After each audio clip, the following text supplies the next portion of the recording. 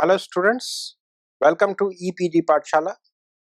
I am Professor Devendra Mohan from Department of Physics, Guru Jambheshwar University of Science and Technology, Hisar, Haryana.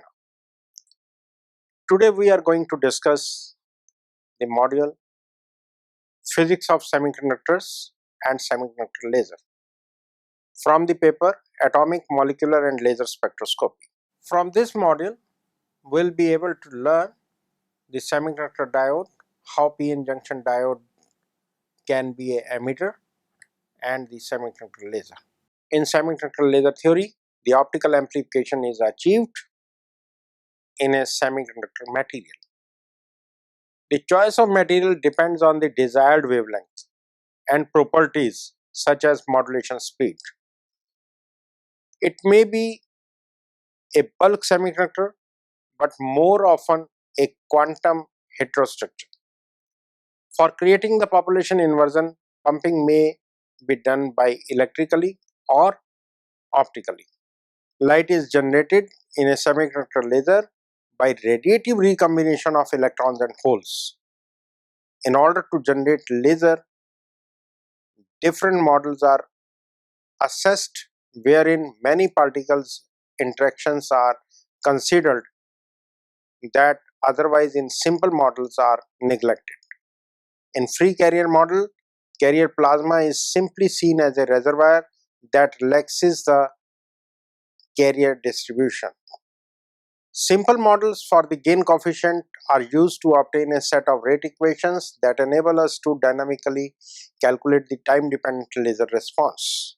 The semiconductor materials can be broadly classified into two categories, namely direct bandgap materials and indirect bandgap materials. A general picture of the same can be visualized as in the figure.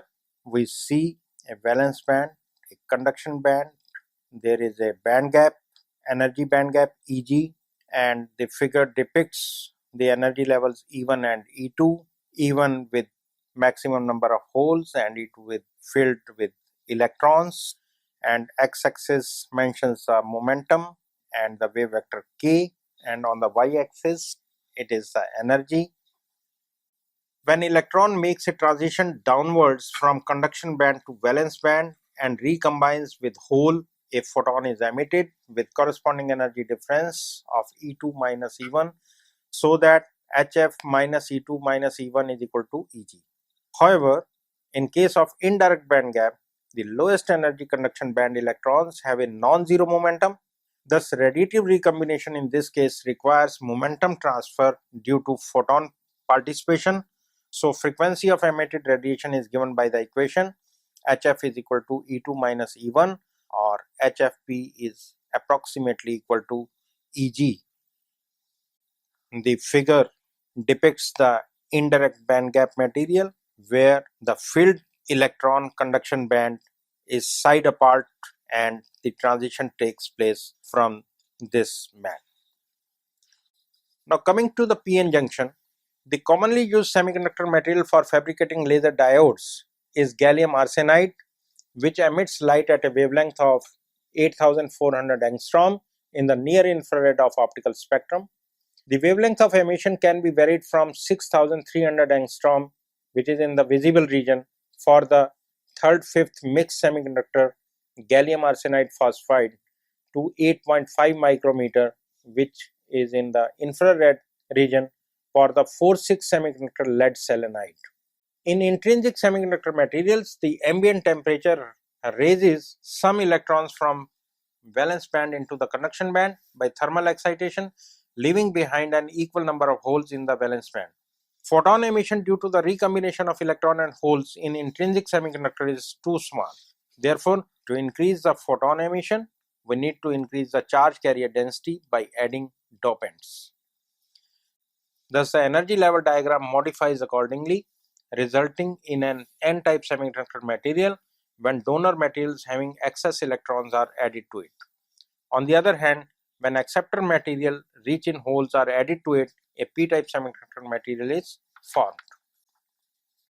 When these two materials are joined to form a p-n junction, The electrons and holes tend to move in opposite directions across the physical boundary by a diffusion process, setting up a depletion layer sandwiched between the p-type and n-type materials. Across the depletion layer, a barrier potential is set up in such a way that it exhibits further flow of charge carriers, thus establishing equilibrium condition. The electrons and holes which manage to find themselves in the depletion region may recombine with the emission of a photon corresponding to the energy gap Eg. In normal p-n junction in electronic devices, these photons never see the light of day since their numbers are small and efficiency of the production is small in silicon and germanium materials typically used in electronic devices. The figure here again describes the distribution of charge carriers in a p-n junction and the corresponding energy levels, and one can see the barrier potential, energy band gap. So there comes the concept of degenerate semiconductor diode. When heavy doping is done, then the semiconductor material almost acts like a conductor and is referred to as degenerate semiconductor. The figure depicts the p-type and n-type diodes of bandgap semiconductor materials whose energy level diagram is shown here. It very well depicts the active region, change of Fermi level, holes and electrons with p-n junction semiconductor diode with heavy doping known as degenerate.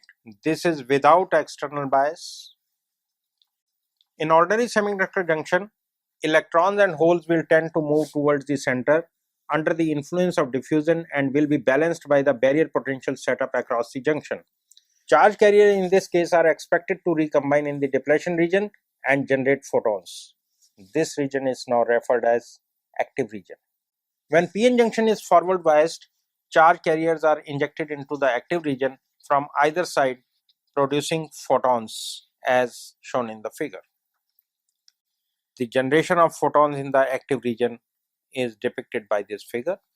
When degenerate semiconductor p-n junction is forward biased, holes are injected into active region from n side. So these devices are simple referred as injection laser diodes or ILDs or called laser diodes.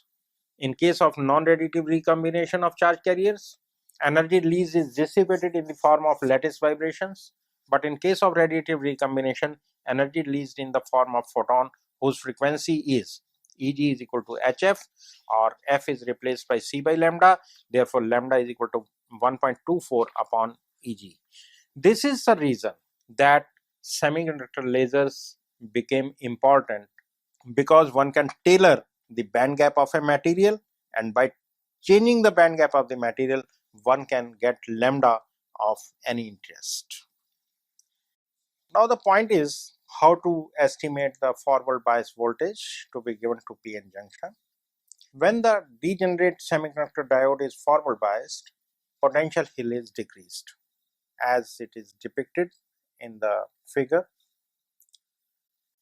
Under the influence of external voltage, the Fermi level on the n side is different from that of the p side as it is visualized in the figure, and one can write phi c minus phi v is equal to Ev. The distribution of charge carriers in semiconductor materials obeys Fermi statistics.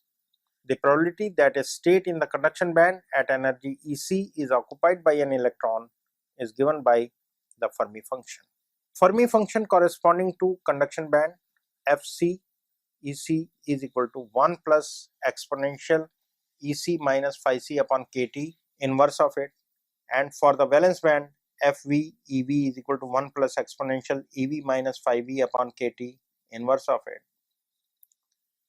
Now the rate at which the photons are generated or absorbed due to transition between conduction band and the valence band is given by corresponding to emission d phi upon dt is equal to C BCV Fc 1 minus Fv rho of f, and corresponding to absorption d phi upon dt is equal to C BBC Fv 1 minus Fv rho f. The photon emission rate should exceed the absorption rate, that is, d phi upon dt due to emission is greater than d phi upon dt due to absorption, then and only then we can have the net emitter of photons. Writing their corresponding values, C B C V F C 1 minus F V rho F greater than C B V C F V 1 minus F C rho F, and since B C V and B V C is the same, so writing F C 1 minus F V greater than F V 1 minus F C, therefore one obtains F C greater than F V, and writing the values 1 plus exponential E c minus phi c upon k t inverse of it greater than 1 plus exponential E v minus phi v upon k t inverse of it, we get exponential E v minus phi v upon k t greater than exponential E c minus phi c upon k t, and from the little of the knowledge of the mathematics, phi c minus phi v is greater than E c minus E v, and since E c minus E v is equal to H f, so phi c minus phi v is greater than H f, so one can write E v greater than H f. How to calculate the threshold current density? The photons that are generated in the active region lack direction because of spontaneous emission, and to impart direction to the emitted light and therefore to achieve laser output rather than the just light emission, it is necessary to provide a semiconductor junction in the vicinity of the active region. This can be done by first cleaving the two sides of the crystal, making them parallel to each other to a high degree of accuracy. Then by polishing these two faces of the crystal layer boundary provides a natural reflecting surface. In order to channel the photons along the length of the device, the other faces along the breadth are roughly ground the length of the device. The other faces along the breadth are roughly ground or deliberately edged or roughened to eliminate reflections from these two sides. By further mirroring the back side of the device by coating it with a totally reflecting material, the laser beam can be made to emerge from the front surface of the device as has been shown in the figure. Now this completes the cavity. We have population inversion, we have a semiconductor active material, so the laser system is complete again as those of the similar laser systems. Now because a large number of charge carriers move into the active region when the current flows across the junction due to external bias voltage, the net area of the active region is about 1 millimeter square and its width is 5 to 10 micron. These junction diode lasers are more efficient than the conventional lasers because almost every whole electron pair injected into the active region generates a useful photon. However, part of electrical energy is lost in the form of heat across the electrical resistance internal and external to the diode. But not all generated photons will contribute to the laser radiation emerging from the junction. Now the figure here depicts the emission of laser light from the front surface. Here we can see the partially reflecting surfaces and the device is forward biased. Sawn edges are also seen. These are deliberately made as sawn edges as we want our laser emission in the front surface, or two sides are made totally reflecting surfaces and two are made as rough surfaces. In order to sustain the laser action in the junction, the emitted photon rate must overcome the following losses: the absorption coefficient alpha naught of the device for the photon generated. The second, the losses due to the transmission at the partially reflecting surface at the emitting end of the laser diode.